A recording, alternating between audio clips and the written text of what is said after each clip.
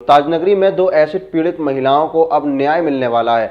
बता दें कि लगभग 20 साल बाद दोनों पीड़ित महिलाओं की तहरीर पर मुकदमा दर्ज किया गया है। वहीं आगरा कमिश्नर डॉक्टर प्रतेंद्र सिंह ने आरोपियों के खिलाफ सख्त से सख्त कार्रवाई का आश्वासन भी दिया है। आगरा में 20 साल के बाद दो एसिड पीड़ित महिलाओं का केस दर्ज हुआ है। पुलिस ने थाना ताजगंज और थाना अहमदौला में केस दर्ज कर लिया है। पहला मामला रुकैया का है। रुकैया साल 2002 में अपनी बहन के घर अलीगढ़ गई हुई थी। तभी सोते वक्त बहन के देवर आरिफ ने रुकैया पर एसिड फेंक दिया। दरअसल आरिफ रुकैया से शादी करना चाहता था, जिसके लिए रुकैया ने मना कर दिया। बस इसी बात से नाराज होकर उसने एसिड फेंक कर रुकैया का चेहरा खराब कर दिया। उस वक्त आरिफ पर केस न करवाने का दबाव बनाया गया था, इसलिए केस दर्ज नहीं हुआ था। वहीं दूसरा मामला मधु का है, जो कॉलेज में पढ़ने जाया करती थी। उस वक्त एक मनचले ने उस पर एसिड अटैक कर दिया था। दरअसल मनचले को पता चला था कि मधु का रिश्ता कहीं और तय हो गया है। इस बात से आग बबूला हुए मनचले ने मधु पर एसिड फेंक दिया था। एसिड की वजह से मधु का चेहरा बेहद खराब हो गया। मधु का रिश्ता अनिल के साथ तय हुआ था, लेकिन अनिल ने अपना धर्म निभाया और अनिल ने मधु के साथ शादी कर ली। दोनों ही एसिड अटैक पीड़िताओं ने Agra commissioner of police doctor Pratendra को अपनी आप बीती सुनाई, जिस पर तुरंत एक्शन लेते हुए कमिश्नर द्वारा मुकदमा दर्ज कराने के बाद कार्रवाई के आदेश दिए गए हैं। मेरा अटैक 2002 में हुआ था। उस टाइम मेरा केस नहीं दर्ज हो पाया था, क्योंकि मुझे फैमिली दबाव था मेरे ऊपर और मेरे भाई के ऊपर, मेरी बहन का। और वो मेरी बहन का देवर था जिसने मेरे पर तेजाब डाला था। तो जब घटना कहाँ घटना हुई आपके साथ? मेरे ऊपर घटना अलीगढ़ में हुई थी और मैं अपनी बहन के घर गई थी। तो उसका एक बच्चा मिसकैरेज हुआ था, वहीं पर मैं गई थी अपनी मम्मी के साथ। वहीं उसके बहन के देवर ने शादी का दबाव बनाने लगा, मगर उस टाइम मैं 14 साल की थी और वो बहुत बड़ा था, वो करीब 24 साल का था वो। तो और वो सही भी नहीं था, वो नशा भी करता था और वो चाहता था कि मैं उससे एक संबंध बनाना चाहता था, लेकिन मैं नहीं। मैं उस टाइम छोटी थी, तो मैं अपने घर पे शिकायत करती थी कि ये मुझसे बदतमीज़ी करता है, ये करता है। तो उसने बचने के लिए ये कह दिया कि मैंने शादी करना चाहता था, इसलिए मैंने इसको पर तेजाब डाला है और आप लोगों ने मना की, इसलिए मैंने एसिड डाला। मगर हम लोग चाहते थे कि उसकी FIR हो जाए, लेकिन मेरे भाई ने बहुत कोशिश करी, मगर उसकी फैमिली दबाव रहा उसकी तरफ से।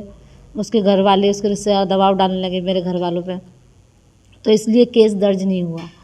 लेकिन मेरे मन में यही था कि एक ना एक दिन उसको सज़ा होनी चाहिए, क्योंकि जो उसने किया उसे सज़ा तो मिलनी चाहिए। लेकिन ऐसा कुछ नहीं कर पा रही थी, क्योंकि मुझे सपोर्ट नहीं था। और आज मुझे शिरोज़ हैंगआउट में मैं 2016 से जुड़ी हूँ, तो उन लोगों ने मेरी काफ़ी इस जगह मेरी सपोर्ट किया मुझे। और मैं आगरा पुलिस कमिश्नर से मिली, उन्होंने कहा तत्काल में इनका FIR होनी चाहिए और उनकी काफ़ी उन्होंने मदद की।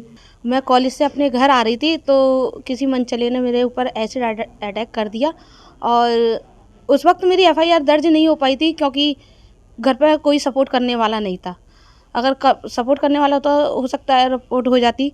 और अब मैं 6 तारीख को कमिश्नर सर से मिली थी और उन्होंने हमारी FIR दर्ज कराई। उन्होंने कहा कि आपको जितना भी बेनिफिट है, जो भी हम आपकी मदद कर सकते हैं, तो वो आपकी मदद करेंगे और आपका पूरा सपोर्ट करेंगे।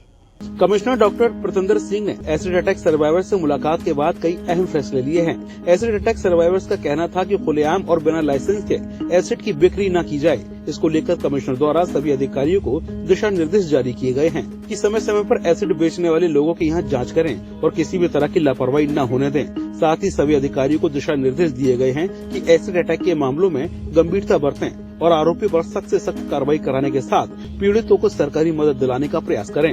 देखिए, जैसे आपके संज्ञान में है कि civil society foundation, civil society of Agra और शाम फाउंडेशन, इनके लोग जो हमारे यहाँ शीरोज़ कैफ़े है, वहाँ एसिड अटैक के जो विक्टिम्स हैं, वो अपने दम पे एक NGO के माध्यम से वहाँ पे एक कैफ़े रन कर रही हैं काफ़ी सालों से। उनकी कुछ समस्याएं थी, उनकी समस्याओं को लेके ये सभी लोग मुझे मिले और एसिड अटैक विक्टिम्स भी मिले। उनमें से 2 विक्टिम्स ने बताया कि उनके केस उस समय रजिस्टर नहीं हो पाए।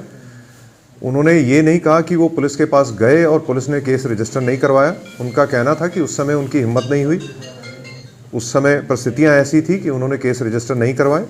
तो उनसे तहरीर लेके अहमदौला में एक और एक ताजगंज में मुकदमा कायम किया गया है और उसकी फर्दर इन्वेस्टिगेशन होगी और प्रॉपरली डिटेल्ड इन्वेस्टिगेशन होगी। और जो खासकर अहमदौला का मुकदमा है वो शायद 20 साल पुराना है, ताजगंज का इंसिडेंट जो है वो 22 साल पुराना है और जो अहमदौला का इंसिडेंट है वो संभवतः अलीगढ़ के किसी थाना क्षेत्र का है। तो पहले मुकदमा यहाँ पे कायम करके इनिशियल इन्वेस्टिगेशन यहाँ पे होगी और फिर एविडेंस के आधार पे अगर आवश्यकता पड़ेगी तो रेस्ट बाकी की इन्वेस्टिगेशन जो है वो अलीगढ़ से करवाई जाएगी। डीजी महाराजा न्यूज के लिए सैयद शकील की रिपोर्ट।